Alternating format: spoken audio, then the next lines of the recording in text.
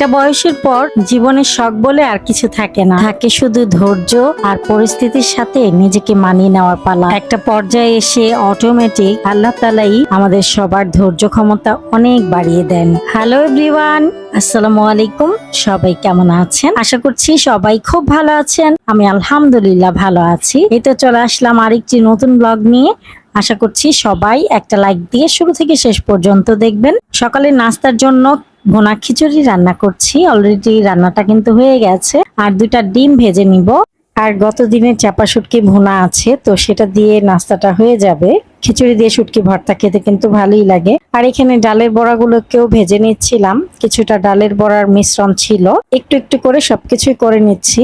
আর গ্রামে যে কয়দিন ছিলাম সে কয়দিন তো ভালোই ছিলাম, রান্না বান্নার ঝামেলা ছিল না। ননাসের হাতে রান্না বান্না খেয়ে আসলাম অনেক দিন, ভালোই লেগেছে। আর ঢাকায় এসে তো নিজের সংসার নিজের কাজগুলো তো করতেই হবে। আচ্ছা বলেন তো আপু ভাইয়ারা, আমার ভিডিওটি আপনারা কে কোথা থেকে দেখছেন আর আমার ভিডিও আপনাদের কাছে কেমন লাগে কমেন্ট করে কিন্তু জানাতে ভুলবেন না। আমি কিন্তু বর্তমানে আমাদের বাসা থেকেই বলছি, মানে ঢাকা থেকেই বলছি। সবকিছু রেডি হয়ে গেছে আর সবাইকে কিন্তু অলরেডি খাবার দিয়ে দিয়েছি, সবার খাওয়া হয়ে গেছে। লাস্টে আমি খেতে বসলাম আর আমার প্লেটটা একটু সাজিয়ে নিচ্ছিলাম। আলহামদুলিল্লাহ, নাস্তাটা কিন্তু খুব মজা করে করেছিলাম। আর খিচুড়ির সাথে চাপা শুটকি ভুনাটা খেতে খুবই মজা লাগছিল। আলহামদুলিল্লাহ। তো খাওয়া দাওয়া করে বাসন কোসন যা ছিল সবকিছু ধুয়ে নিয়েছি। আর দুপুরের আয়োজনের জন্য সবকিছু বের করে নিয়েছি। আপনাদের ভাইয়া বাজার গিয়েছিল, সবকিছু টাটকা টাটকা নিয়ে এসেছে। আর মাছটাও কিন্তু লাফাচ্ছিল। অনেকদিন ধরে তেলাপিয়া মাছ খাওয়া হচ্ছিল না, তাই আমি বলেছিলাম যে তেলাপিয়া মাছ এনো, তাই এনেছে। ফ্রেশ সবজি দিয়ে তরকারি রান্না করলে কিন্তু অনেক মজা লাগে। তো আমি সবকিছু কেটে নিচ্ছি। আর এগুলো কিন্তু শীতকালীন সবজি। আর প্রথম প্রথম সিম ফুলকপি এই তরকারিটা খেতে কিন্তু বেশ মজা লাগে। আর এখনকার ওয়েদারটাও কিন্তু ভালোই লাগে, না ঠান্ডা না গরম, তাই না? তো আমি সবকিছু কেটে টেটে রেডি করে নিয়েছি। আজকে শুধু বড়সড় করে এই একটা তরকারি রান্না করব। আর গত দিনের ডাল রান্না করা আছে। এই তো আমি মাছটাকে হলুদ লবণ মাখিয়ে নিলাম।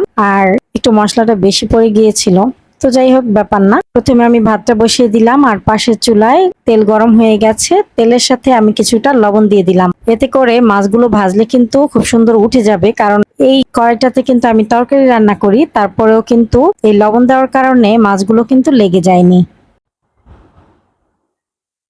খুব সুন্দর ভাজা হয়েছে। তো মাছগুলো উঠিয়ে নিলাম। তেলের উপর আমি পেঁয়াজ কুচি দিয়ে দিলাম। পেঁয়াজটা হালকা ভাজার পর এখানে দিয়ে দিচ্ছি হলুদ মরিচ ধনিয়ার গুঁড়া, তারপর লবণ দিয়ে দিলাম। আর জিরার গুঁড়া ছিল না, কাঁচা জিরার গুঁড়া আমি ব্লেন্ড করে নিয়েছি। আর আদা রসুন ব্লেন্ড করে নিয়েছিলাম, সেই ব্লেন্ডারটা ধুয়ে পানি দিয়ে দিলাম আর আদা রসুন বাটা দিয়ে দিলাম। মশলাটাকে আমি ভালো মতো কষিয়ে নিয়েছি। তারপরে আমি এখানে সবজিগুলো দিয়ে দিলাম। সবজিগুলোকে আমি মশলার সাথে কিছুক্ষণ কষিয়ে নিব কিছুটা পানি দিয়ে। সকালে যেহেতু খিচুড়ি খেয়েছি তাই গলাটা কেমন যেন শুকিয়ে যাচ্ছিল, তো এখানে চিয়া সিডের শরবত খেয়ে নিচ্ছি। চিয়া সিড আর লেবু দিয়ে, আর একটুখানি চিনিও দিয়েছিলাম। তো এটা খাওয়ার পর একটু এনার্জি ফিরে এসেছে, আবারও রান্না বান্নায় চলে আসলাম। তো এখানে আমি টমেটো অ্যাড করলাম তরকারির সাথে, আরো কিছুক্ষণ কষিয়ে নিব। আর আপনাদের ভাইয়া তো বেশ কিছু গ্রোসারি আইটেম নিয়ে এসেছে, চাল ডাল, তারপরে যে পোলায়ের চাল, কয়েক রকমের ডাল, এগুলো সব গুছিয়েছি। তরকারিগুলোকেও গুছিয়েছি। আর এখানে দারচিনি আর এলাচগুলোকেও রেখে দিচ্ছি। এলাচগুলো কিন্তু বেশ বড়, তাই না? গোছানোটাও কিন্তু অনেক ঝামেলার কাজ আর অনেক সময় লেগে যায় এগুলো গোছাতে গোছাতে। তো যাই হোক, আজকে একটু প্যারাময় দিন গিয়েছে, কারণ সবকিছুই ব্লেন্ড করতেও হয়েছে, মশলাপাতি কিছুই ছিল না, যেমন ওই যে আদা রসুন জিরা। তো এখানে তরকারিটা কিন্তু কষানো হয়ে গেছে। তারপর আমি ঝোলের জন্য গরম পানি দিয়ে দিলাম আর কয়েকটা কাঁচামরিচ দিয়ে দিলাম। এই তো সবজিগুলো কিন্তু নরম হয়ে গেছে। আর এখন আমি ভাজা মাছগুলো দিয়ে দিলাম।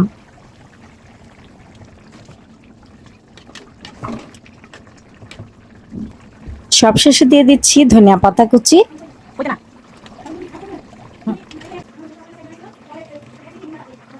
এই তো রান্নাটা কিন্তু হয়ে গেছে,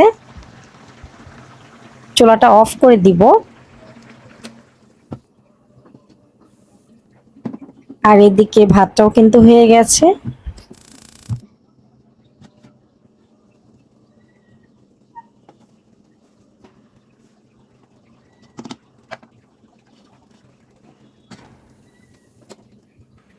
আজকের মতো রান্না বান্না শেষ। আমার নামাজ পড়া হয়নি এখনো, তো ওদেরকে খাবার দিয়ে তারপর আমি নামাজ পড়তে গিয়েছিলাম। তারপরে আমি নামাজ পড়ে এসে খাবার খেতে বসলাম। আলহামদুলিল্লাহ, আজকে দুপুরের আয়োজন আমাদের এই একটা তরকারি দিয়ে আজকে খাওয়া দাওয়া, আর সাথে তো ডাল থাকবেই। আমাদের ঘরে সবসময় ডাল, মানে পাতলা মসুরির ডাল বা যে কোনো ডাল রান্না করা হয়, ডাল তো থাকবেই। তো খুব মজা করে দুপুরের খাবারটা খেয়ে নিলাম। আর বিকালের দিকে ওই যে গ্রাম থেকে যে দুধ এনেছিলাম, দুধটাকে জাল করে নিচ্ছি। আর বাইরের পরিবেশটা দেখেন, একটু পরে কিন্তু মাগরিবের আজান দিবে। আর এখন কিন্তু বিকাল হলেই ঠান্ডা ঠান্ডা একটু অনুভব হয়, মনে হয় যে শীত পড়ে যাবে অতি শীঘ্রই। আর গত ভিডিওতে বলেছিলাম না, ছাইয়ের সাথে একটা জিনিস এনেছি। আমার ননাসে এই যে দেখেন, ছাইয়ের ভিতরে দেশি ডিম দিয়ে দিয়েছে। এমনিতে কিন্তু ডিম আনলে ডিমগুলো ভেঙে যেত, তাই এভাবে ডিম দিয়ে দিয়েছে। আর ছাইটাকেও কিন্তু আমি কাজে লাগাতে পারবো। মাছ কাটতে কিন্তু ছাই লাগে, ছাইয়ের ভিতর ডিম, বুদ্ধিটা কেমন বলেন তো? তো সবগুলো ডিম আমি বের করে নিচ্ছি।